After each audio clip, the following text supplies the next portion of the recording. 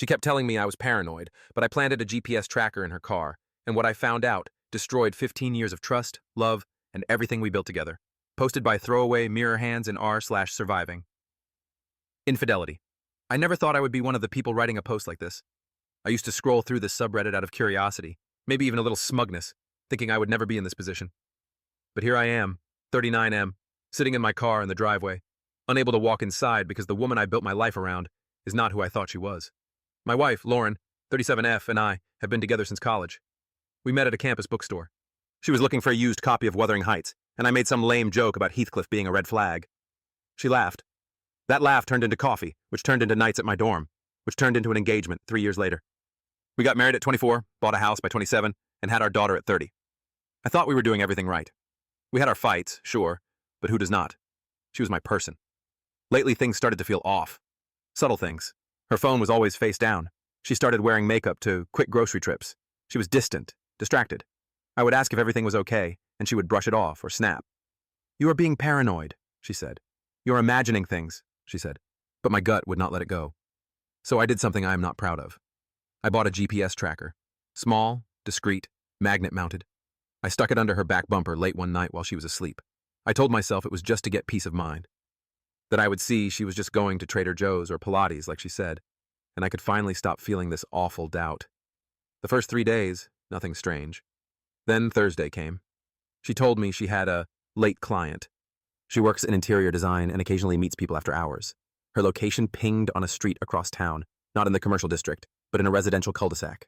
I watched the pin sit there for 2 hours. My hands shook as I copied the address into Google Maps. It belonged to a man named David Grant. I remembered the name. He was a contractor she worked with on a few renovation jobs. Married. Kids.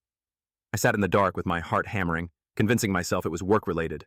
Maybe she was checking out a remodel site. Maybe. But it happened again the next week. Same address, same time window. So the third time, I followed her. I parked 2 houses down, engine off. I watched her car pull in. She got out, straightened her blouse in the side mirror, and walked up to the door. He opened it. She kissed him. Not a hello hug, not a peck, a kiss. The kind you give when your whole body knows the other person. I drove away. I do not even remember steering the wheel. I just remember pulling over at a gas station 10 minutes later and vomiting into a trash can. That was a month ago. I confronted her the next morning. I showed her the tracker. At first, she denied it, said it was nothing. Then came the tears. Then the silence. She finally admitted it had been going on for 7 months, that it started innocently and got out of hand, that she never meant to hurt me. I asked her if she loved him. She did not answer. I moved into the guest room. We told our daughter we were working through something. I started therapy. I cried during the first session and have not stopped since. I keep replaying everything in my head.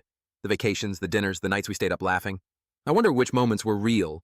I wonder if she looked at me differently while loving him. We are currently in limbo. She says she is sorry, that she wants to fix it. But every time I look at her, I see that kiss. I see her brushing her hair before going to his house. I see her turning off location, sharing on her phone like I would not notice. 15 years. Gone. I do not know if I can forgive this. Not just the act, but the deception, the gaslighting, the way she let me question my sanity while she lived a double life. I wanted to believe love was enough, that history could carry us through anything. But now I am not so sure. I'm still figuring it out. I wanted to post here because I needed to tell someone. Anyone. If you are reading this and you have been through it, I'm sorry. If you are reading this and you are doing what she did, stop. It breaks people in ways you cannot imagine. Thanks for listening.